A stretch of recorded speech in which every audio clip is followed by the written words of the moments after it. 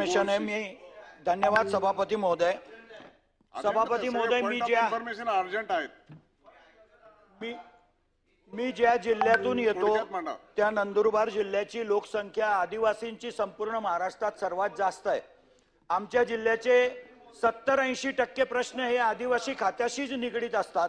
Point of आणि information कालच्या दिव्य मराठीमध्ये 25 तारखेच्या दिव्य मराठीमध्ये आदिवासी विकास विभागाने 114 कोटीची गणवेश खरेदी अत्यंत संशयास्पद, म्हणजे शासनाचं एकीकडे नियम आहेत की बाबा 1 कोटीच्या वर दर कराराप्रमाणे खरेदी करू नये, पण 114 कोटीची खरेदी दर कराराप्रमाणे केली.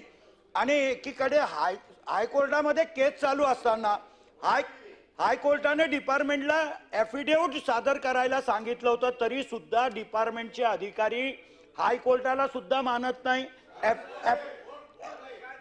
ऍफिडेव्हिट सुद्धा दाखल केलं नाही आणि म्हणून डिपार्टमेंटला 10,000 रुपये दंड सुद्धा हायकोर्टाने केलाय.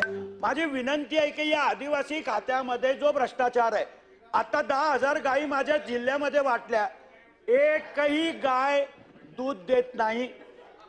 अत्यंत निकृष्ट दर्जाच्या गायी घेऊन आदिवासींना दिल्या. आपण वरिष्ठ आणि अनुभवी सदस्य आहात. 70,000 रुपयाची एक गाय. कळवण्यात येईल. सभापती नाही साहेब, एकच मिनिट.